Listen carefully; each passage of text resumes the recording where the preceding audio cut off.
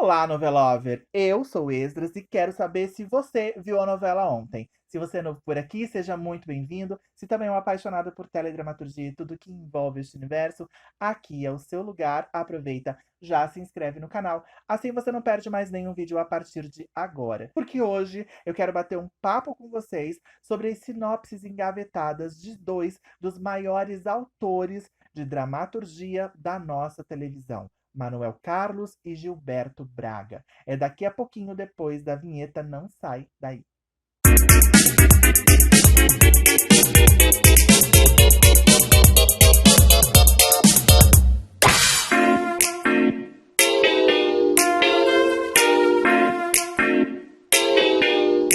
Pois é, gente, conforme você já deve ter visto no título desse vídeo e também na introdução, as sinopses de Manuel Carlos e Gilberto Braga que foram engavetadas. Será que nós ainda podemos ter esperança de que um dia elas saiam do papel? Com essa crise que se instaurou na teledramaturgia da Rede Globo nos últimos 2 anos, não seria nada mal se viesse uma dessas histórias que já foram escritas, pelo menos os argumentos, né? Eu sei que o Manuel Carlos tem 2 argumentos de minisséries e o Gilberto Braga tem várias outras sinopses, algumas já prontas, que realmente foram para a gaveta, principalmente depois do falecimento dele, sem previsão alguma de serem produzidas. E se isso acontecesse, seria simplesmente um grande presente para todos os noveleiros, admiradores de um bom texto, saudosos, histórias marcantes, bombásticas e inesquecíveis. Pensando nisso, eu resolvi fazer uma linha do tempo das sinopses de ambos esses autores, desde quando a gente viu ali a primeira notinha, né, sendo solta para o público saber o que estava rolando ali nos bastidores da Rede Globo em se tratando de sinopses e teledramaturgia, até elas serem definitivamente engavetadas. Para você que não sabe do que eu estou falando, fica ligadinho aqui que eu vou contar tudinho para você. E eu vou começar falando exatamente dessas 2 sinopses do Manuel Carlos, que são de minisséries, sinopses mais curtas e que ele poderia tranquilamente escrever, né, finalizar os seus roteiros, já que ele ainda está entre nós, e minissérie é um trabalho menos pesado do que uma novela inteira. E eu vou começar relembrando com vocês sobre a minissérie Castelo de Areia, que teve a sua primeira notinha informada no dia 29 de dezembro de 2015. Mas do que se tratava Castelo de Areia? Não tivemos muitas informações, porque ficava sempre ali no superficial de ser uma minissérie em 10 capítulos.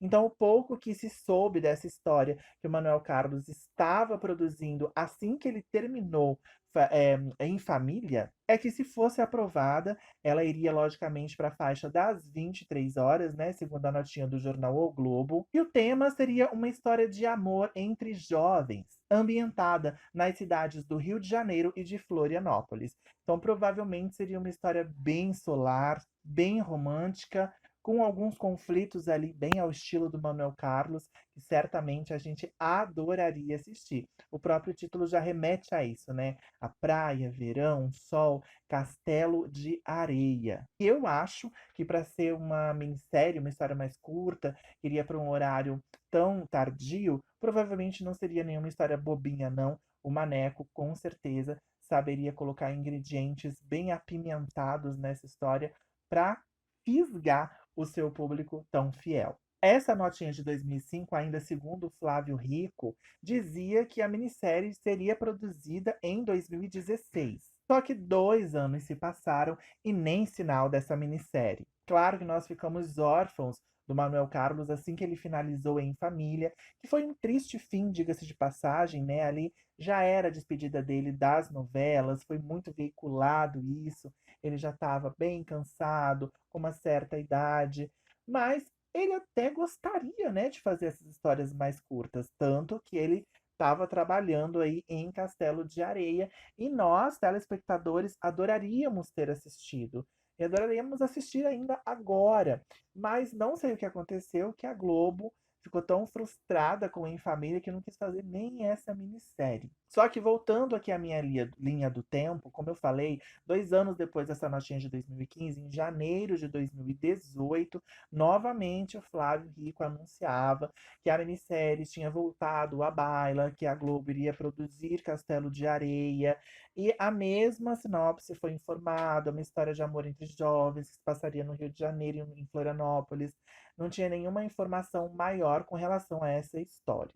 Só que 4 meses ficaram, né, as notinhas naquele rame-rame, informando que ia ter Castelo de Areia, que ia ter Castelo de Areia, enchendo o coração dos Manecers de esperança. Só que a realidade é que Castelo de Areia nunca saiu do papel, se é que algum dia Manuel Carlos chegou realmente a escrever alguma coisa. Diante disso, eu tenho até as minhas dúvidas, né, de que o Maneco tenha chegado a escrever algo mais avançado na história, além desse simples argumento de que era uma história de amor entre jovens que se passaria no Rio de Janeiro, em Florianópolis. Enfim, não tivemos Castelo de Areia. Mas qual não foi a minha surpresa nessa pesquisa, porque eu sabia que eu iria pesquisar 2 sinopses engavetadas, e eu lembro muito que foi falado muito sobre Vale Abraão. Eu tinha curiosidade de saber do que se tratava, porque eu achava um título bem diferente. E vocês não vão acreditar, Vale Abraão é muito anterior a Castelo de Areia. Vale Abraão foi noticiada que estava sendo escrita em 2011, acreditem se quiser. 2 anos depois de Viver a Vida, né? E 3 anos antes de Em Família. A minissérie, baseada no romance homônimo da escritora portuguesa Agostina Bessa Luiz, teria 60 capítulos, estava prevista para o segundo semestre de 2012, e este livro já tinha sido inspirado no clássico Madame Bovary. O autor Gustave Flaubert, que empolgou muito o Maneco, né? Que é um fã da história. Vale Abraão, no caso, é o nome da cidade onde se passa na história do livro, mas o título da minissérie seria Madame. E o Maneco queria que ela fosse exibida antes da sua última novela ir ao ar, no caso Em Família. Como não aconteceu, ele garantiu em entrevista que a minissérie viria logo após Em Família.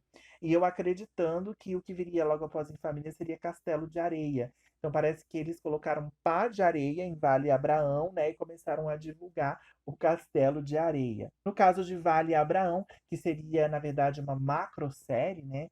Nós tivemos belíssimas macroséries ali na década de 2000 até 2010, também nunca viu a luz do dia. E aí eu te pergunto, será que nós ainda podemos ter esperança de ver Castelo de Areia ou Vale Abraão sendo exibida no horário nobre da Rede Globo ou um pouco mais tardio, né, no horário das 23 horas?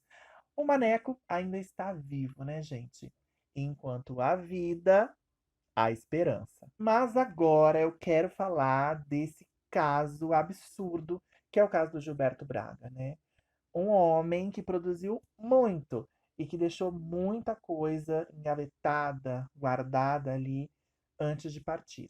E aí agora a Globo fica se debatendo, né? Procurando sinopses, histórias, inventando remakes, não sabendo que autor que vai escolher para substituir qual autor, sendo que a história já está ali, né? O argumento, a sinopse, pega um autor competente, de preferência os amigos do Gilberto, que eram mais próximos a ele, e pedem para produzirem, para terminarem a escrita dessas histórias que com certeza são maravilhosas.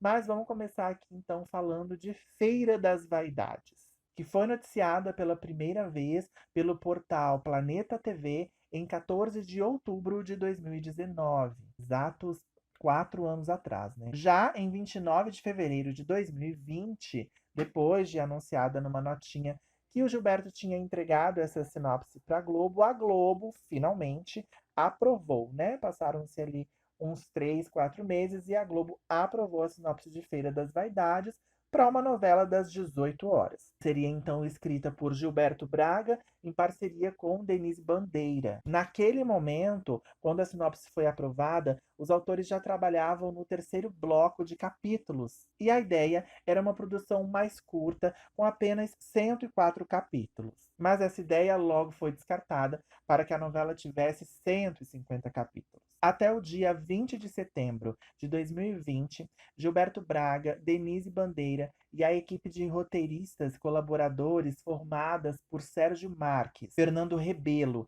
e Maria Elisa Berredo já tinham escrito 60 capítulos da novela. Em agosto de 2021, a novela então foi cancelada já com 80 capítulos escritos. Um grande desperdício e mais uma vez uma grande revolta do público, né? Como vem acontecendo, né, de tempos em tempos. Recentemente a gente teve mais uma grande frustração com a Alicia, mas isso já vem acontecendo há alguns anos e nesse momento com o Gilberto foi algo também muito revoltante. Já estava todo mundo especulando o elenco, queriam Cláudia Abreu, queriam Malu Mader, seria uma esperança, né, Malu Mader voltando para a televisão.